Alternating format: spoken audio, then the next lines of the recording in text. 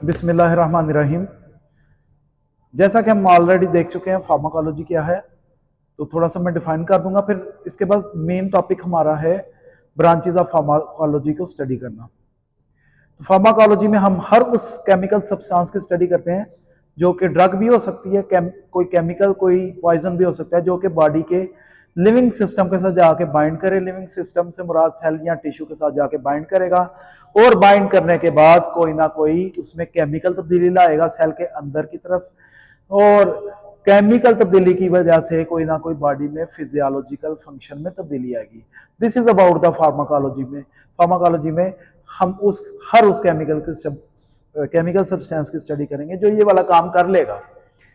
अब हमारा जो मेन टारगेट है वो है कि फार्माकोलॉजी की दो जो ब्रांचेस हैं वो कौन कौन सी हैं main branches. Number one is called the pharmacokinetics and number second one is called the pharmacodynamics.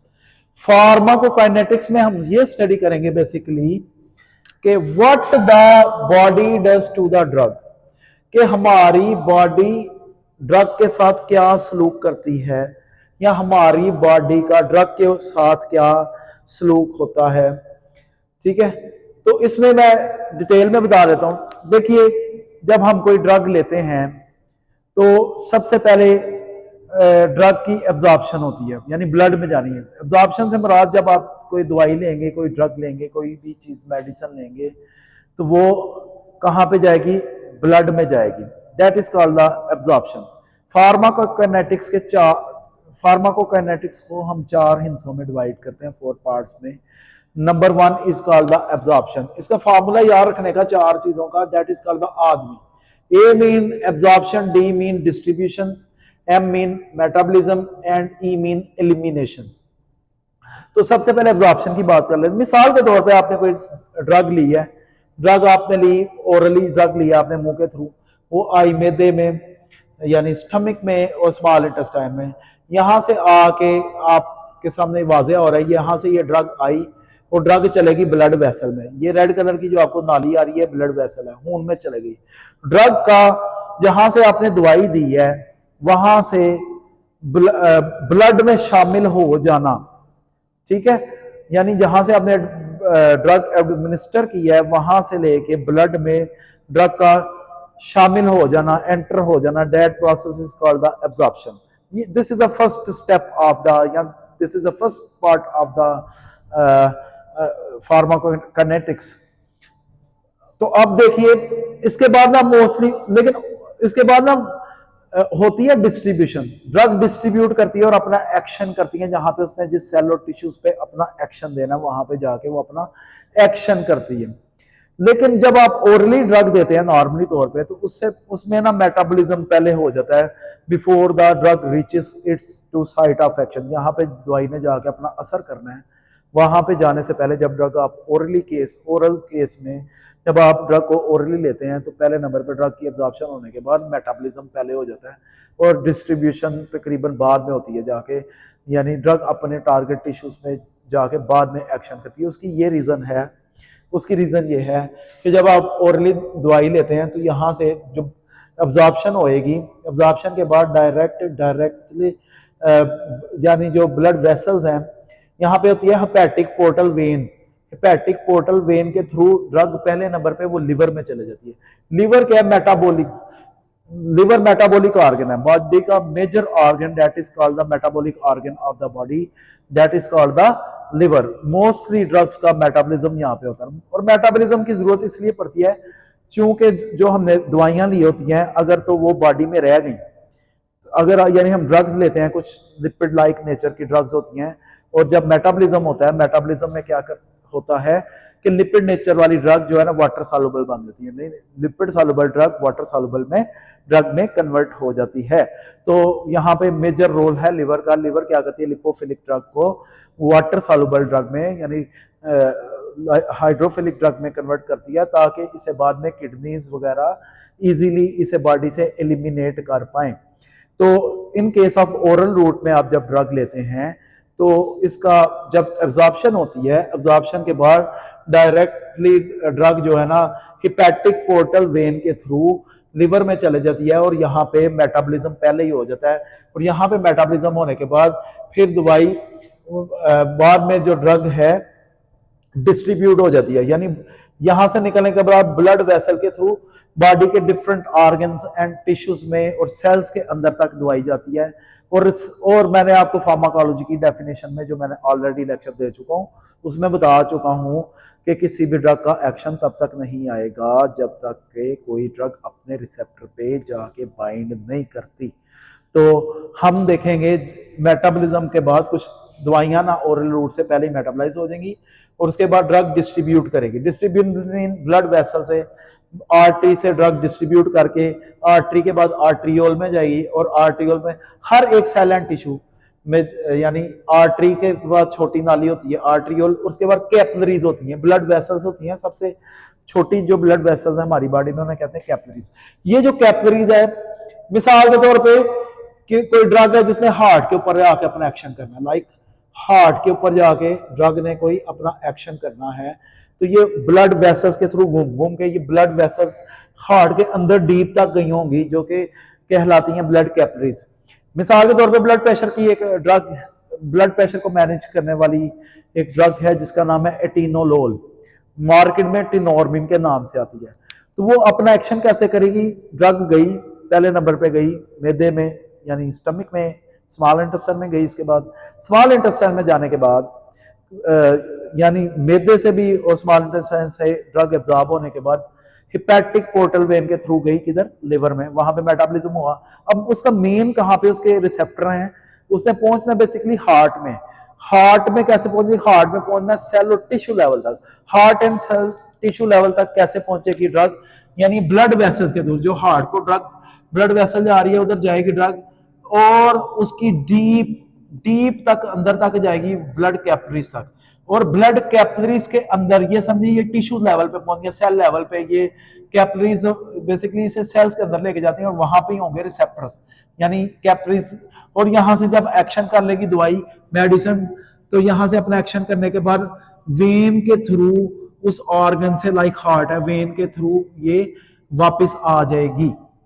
Drug जो है अपना एक्शन करने के बाद वापस आ जाएगी।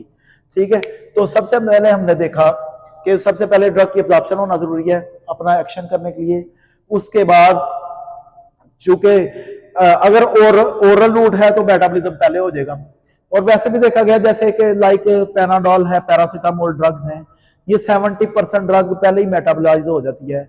लाइक 500 मिलीग्राम की अगर आप ड्रग लेते हैं, लाइक पैनाडोल है या उससे पैरासीटामोल कह लें, लिवर में पहले ही मेटाबोलाइज हो जाती है, बाकी उसका जो असर है बाकी 30% का जो रह जाता है या कुछ उसके मेटाबोलाइट्स जो बनेंगे उनका भी एक्शन होगा, वो जाके अपने टिश्यूज और रिसेप्टर पे पहुंचते हैं और रिसेप्टर पे पहुंचने के बाद अपना कोई एक्शन परफॉर्म करते हैं।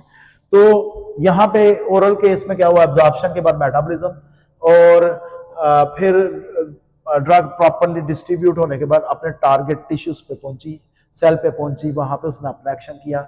और एक्शन करने के बाद क्या हुआ कि वो ड्रग एलिमिनेट हो गई। या कुछ ऐसी भी ड्रग्स होती हैं यहाँ पे अपना एक्शन करने के बाद दोबारा ब्लड वेसल्स के थ्रू घूम के दोबारा लिवर में गई, दोबारा मेटाबॉलिज्म हुआ। और चूंकि अभी दोबारा इसलिए हुआ जो कि कुछ ड्रग जो पहले मेटाबोलाइज नहीं हो पाई उसे दोबारा लिवर में जाना पड़ेगा, और ताकि वो वाटर नेचर में कन्वर्ट हो जाए अगर लिपोफिलिक नेचर है, ताकि बाद में मेटाबोलाइज होने के बाद इजीली ड्रग को, जो ड्रग है उसको किडनीज इजीली बॉडी से रिमूव कर सके, क्योंकि हमारी किडनीज जो हैं वाटर सॉल्युबल ड्रग्स को ही यूरिन में एक्सक्रीट करती हैं। तो एलिमिनेट से मुराद बॉडी से हारी जो से काफी सारे रूट्स हैं जिससे दवाई बॉडी से बाहर निकल जाती है। लाइक मेजर रूट है वैसे तो यूरिन, दूसरा बाइल पखाने के थ्रू, तीसरा पसीने के थ्रू, ठीक है, फिर मेमोरी ग्लैंड्स के थ्रू लाइक नर्सिंग मदर के केस में। तो वैसे तो काफ़ी सारे लोग, लेकिन मेजर यूरिन का रूट है जहाँ से ड्रग एलिमिनेट हो जाती है, बॉडी से खारिज हो जाती है। अगर ना हो, सही काम ना करें तो बॉडी के अंदर ही रह जाएगी, टॉक्सिसिटी कर सकती है, साइड इफेक्ट्स आ सकते हैं, क्योंकि आप बार बार वो ड्रग रिपीट कर रहे हैं, वो ब्लड में ही रह जाएगी और बॉडी से बाहर नहीं आएगी, तो उसका लेवल बॉडी में बढ़ जाएगा उन ड्रग्स का, तो अपना एक्शन नहीं कर पाएंगी। तो जनाब, अब मैं आपको बता रहा हूँ, जैसे कि ये हमने देख लिया, इसमें चार चीज़ें आती हैं फार्माकोकाइनेटिक्स में: absorption, distribution, metabolism and elimination. आगे हम एक एक करके, इसके बाद में नेक्स्ट जो टॉपिक्स आएंगे, एक एक करके हर एक पोर्शन को डिटेल में हम स्टडी करेंगे। तो दूसरी जो ब्रांच है, that is called the pharmacodynamics. Pharmacodynamics में हम ये स्टडी करते हैं कि what the drug does to the body. दवाई बॉडी के साथ क्या सलूक करती है, ड्रग बॉडी के साथ जो सलूक करेगी, दैट वो क्या कहलाएगा, फार्माकोडायनेमिक्स। उसमें क्या आ जाता है, उसमें आ जाता है पहले नंबर में mechanism of action. Mechanism of action से मुराद ये है कि जो ड्रग है वो कहाँ पे जाके अपना मैकेनिज्म करेगी, कौन से रिसेप्टर पे जाके बाइंड करेगी, तो उसका रिजल्ट आएगा। जैसे मिसाल के तौर पे मैंने आपको नींद की गोलियों के जो टैबलेट्स हैं, नींद की टैबलेट्स जैसे मार्केट में आती है जेनेक्स एंड ALPL अल्प्राजोलैम, जो कि नींद के लिए दी जाती हैं, वो ये ड्रग आई, ये अपने इधर तक पहुंची, रिसेप्टर लेवल पे पहुंची। यहाँ पे मैंने आपको थोड़ा सा पहले समझा चुका हूँ ऑलरेडी। तो उसके बाद आने के बाद ये अपने रिसेप्टर पे पहुंची, यानी यहाँ पे इसके रिसेप्टर होंगे कैपिलरीज के अंदर डीप करके ना, वहां पे सेलो रिसेप्टर्स मौजूद होंगे। अब ये ड्रग आई, जाके बेंजोडाइजिपीन ड्रग जाके बाइंड की, बेंजोडाइजिपीन रिसेप्टर के ऊपर जाके इसने बाइंड किया, और बाइंड करने के बाद ये क्लोराइड की एंट्री सेल के अंदर हो गई। तो ये इस तरीके से इसने अपना एक्शन किया। ये जो भी ड्रग अपना एक्शन कर रही है, किसके साथ, रिसेप्टर के ऊपर जाके जो भी इसने अपना एक्शन किया, it is included in the pharmacodynamics. और फार्माकोडायनेमिक्स में इसके थेराप्यूटिक यूजेस, क्योंकि यूजेस कौन दे रहे हैं हमें, फायदे कौन दे रहे हैं, और साइड इफेक्ट्स भी आल्सो कौन कर रहा है, बेसिकली ड्रग्स कर रही हैं। तो ड्रग का जो भी मैकेनिज्म ऑफ एक्शन होगा, उसके यूजेस होंगे, थेराप्यूटिक यूजेस होंगे, एंड उसके जो भी साइड इफेक्ट्स होंगे, that are all included in the pharmacodynamics. तो हमने मेन वाज़ेह फ़र्क देख लिया फार्माकोडायनेमिक्स में, ये हमने स्टडी किया कि ड्रग हमारी बॉडी के साथ क्या सलूक करती है, एंड फार्माकोकाइनेटिक्स में हमने ये स्टडी किया हमारी बॉडी क्या ड्रग के साथ सलूक करती है, क्योंकि हमारी बॉडी ही एब्जॉर्प्शन कर रही है, हमारी बॉडी का जो स्टमक है एंड इंटेस्टाइन है वो एब्जॉर्प्शन करवा रही है, हमारी बॉडी में ही जो ब्लड है ड्रग को डिस्ट्रीब्यूट करवा रहा है, आगे घुमा रहा है, पूरी बॉडी के सेल्स एंड टिश्यूज तक लेके जा रहा है, और हमारी बॉडी का ही मेन ऑर्गन लिवर है, उसको मेटाबॉलाइज कर रहा है, हमारी बॉडी का ही मेन ऑर्गन है लाइक किडनी, जो उसकी एक्सक्रीशन करा रही है। Thank you so much.